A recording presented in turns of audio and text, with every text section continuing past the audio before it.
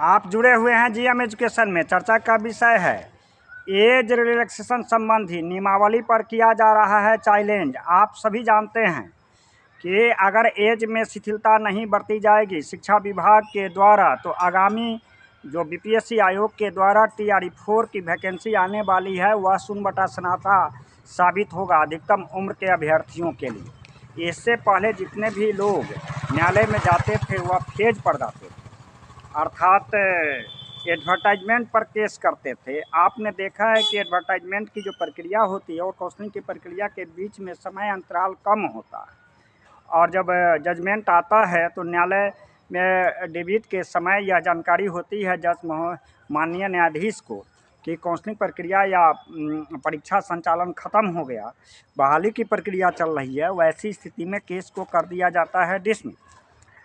जब 3-4 बार करीब दर्जनों अधिवक्ता से राय विचार विमर्श के बाद में जब मैंने विचार विमर्श के बाद यह डिसीजन लिया कि क्यों नहीं नियमावली पर 2023 पर ही एज रिलैक्सेशन संबंधी केस किया जाए, न्यायालय में अपनी बात को रखी जाए, जिससे कि सभी उम्र के अधिकतम उम्र के अभ्यर्थी को मौका मिल सके। इस बिंदु पर जब विचार किया तो जितने भी नियमावली है प्रदेश में बना है 1990 के बाद में मीन्स की बीपीएससी के द्वारा जो परीक्षा हुआ पूर्व में और आज तक की नियमावली से क्या निकलता है फिल्ट्रेशन, और उसमें उम्र संबंधी शिथिलता करने का क्या बन सकता है पॉइंट। दूसरी बात है कि एनसीटी के गाइडलाइन जो मिनिमम क्वालिफिकेशन तय करती है उसकी ऑरिजिनेट हुआ है 2011 में। 2011 में आरटीई एक्ट के बाद में जो टफनेस से टफनेस कंटिन्यूअस आया नियमावली, इसमें हम लोगों की मांग है कि उम्र में शिथिलता बरती जाए, जो भी शैक्षणिक प्रशैक्षणिक प्राप्त है उन्हें आगामी शिक्षक बहाली में मौका दिया जाए। इसके लिए हमारे और मनोज जी चैनल जो कैमूर वाले हैं ऑफिशियल, उनके द्वारा दोनों 101 पिटिशनर की कागजात डॉक्यूमेंट आया है। इसकी डॉक्यूमेंट और ड्राफ्टिंग की प्रक्रिया चल रही है। आशा और उम्मीद है कि 7-8 फरवरी तक डॉक्यूमेंटेशन और ड्राफ्टिंग की प्रक्रिया कंप्लीट हो जाएगा, करेक्शन की बात आएगी और 9-10 फरवरी तक हम लोग वकालतनामा पर साइन कराने का प्रयास करवाएंगे। हमारे जो सीतामढ़ी के उधर जो कैमूर वाले हैं, जहाँ जो हमारे नज़दीक में जो आ सकते हैं हमको साइन करके दे देंगे, मनोज जी के पास में मनोज जी को साइन कर देंगे और कागजात पर ड्राफ्ट वकालतनामा पर। और इसके बाद में एक तिथि तय गांधी मैदान या गर्दनी बाग में करेंगे। जो अभ्यर्थी छूटे रहेंगे उनको वहाँ बुलाया जाएगा और वहाँ पर साइन करा करके आगे फाइलिंग होगी। फाइलिंग की संभावना 11 फरवरी तक है और इस संदर्भ में चूँकि ड्राफ्टिंग में काफ़ी माइक्रो एनालिसिस करना पड़ता है, ड्राफ्टिंग ही किसी केस की बेस होती है और वह अधिवक्ता के टीम के द्वारा इस बात पर ड्राफ्टिंग तैयार किया जा रहा है। आप प्रदेश के तमाम साथियों से आग्रह है कि मनोज जी की ऑफिशियल में के माध्यम से जो भी 50 पिटिशनर हमारे साथ आए हैं और हमारे द्वारा आए, आप व्हाट्सएप के माध्यम से थाना अपना अपना लिखते जाएंगे। ऐसे हमारे पास में जो कॉलिंग नंबर है उससे भी हम पूछ करके जानकारी प्राप्त करेंगे। केवल आपको यह नहीं करना है, आपको करना क्या है कि व्हाट्सएप के माध्यम से आप थाना लिखते जाएंगे, पुलिस स्टेशन। क्योंकि बहुत सारे आधार कार्ड में क्या रहता है कि थाना नहीं अंकित रहता है, वह थाना को लिख दीजिएगा। हम फिर जब नाम आता है कंप्यूटराइज, फिर वहाँ से आपको हम फिर आपके एड्रेस की वेरिफिकेशन होगा। हम पूछ करके टेलीफोन के माध्यम से पूछेंगे कि सही एड्रेस क्या है।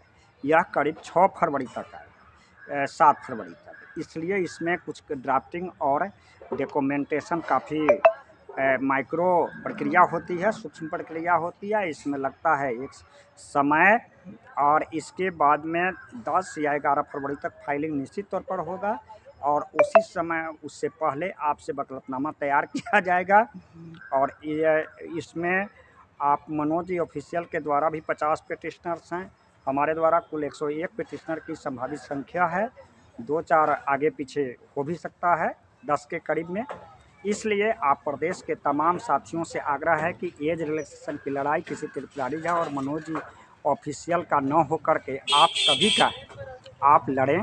और मैं हमारे साथ हमको हमारे विचारधारा और हमारे लड़ाई की तीव्रता बढ़ा सकते हैं, अन्यथा आप अपने आप से भी लड़ सकते हैं।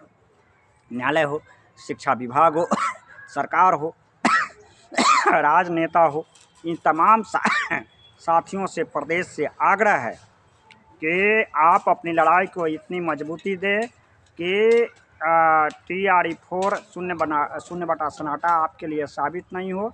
अधिकतम क्रिटिकल पॉइंट पर है अधिकतम उम्र के अभ्यर्थी, चूँकि TRE-3 में कोई एज रिलैक्सेशन नहीं दिया है, सरकार हाथ खड़ा कर दिया है शिक्षा विभाग, और सरकार के न मंत्री सुन रहा है, न पदाधिकारी और न राजनेता। तो ऐसी स्थिति में मैं हमारे तरफ से एक सुझाव है और अपील है कि आपकी जो भी संभव संभावनाएं हैं उसको तलाशिए। चूँकि नौकरी आपको लेना है, किसी व्यक्ति पर दोषारोपण से बेहतर है आप स्वयं लड़ें, आगे बढ़ें, और साथ चलना चाहते हैं तो साथ आइए, उनको मैं साधुवाद देता हूं। और मैं जल्द ही न्यायालय से फाइलिंग करा करके आगे का फिर सूचना देंगे हम। इस तरह से आज 3 जनवरी है, 3 फरवरी माँ शारदे का उत्सव है, और माँ शारदे की असीम कृपा होगी तो अधिकतम उम्र के अभ्यर्थी की लड़ाई में आप सभी की सहयोग के द्वारा जीत हासिल होगी। डॉक्यूमेंटेशन और ड्राफ्टिंग का काम युद्ध स्तर पर चल रहा है, चूँकि इसमें एक लंबी प्रक्रिया होती है। डॉक्यूमेंट लाना, कंप्यूटराइज करवाना, फिर उसको चेक करवाना, वेरिफिकेशन करवाना, हमारे द्वारा या मनोज जी ऑफिशियल के द्वारा जो भी डॉक्यूमेंटेशन आया है, दोनों में किसी भी सुधार के लिए आप मेरा संपर्क सूत्र है 93 048 57 942, इस पर संपर्क साध सकते हैं।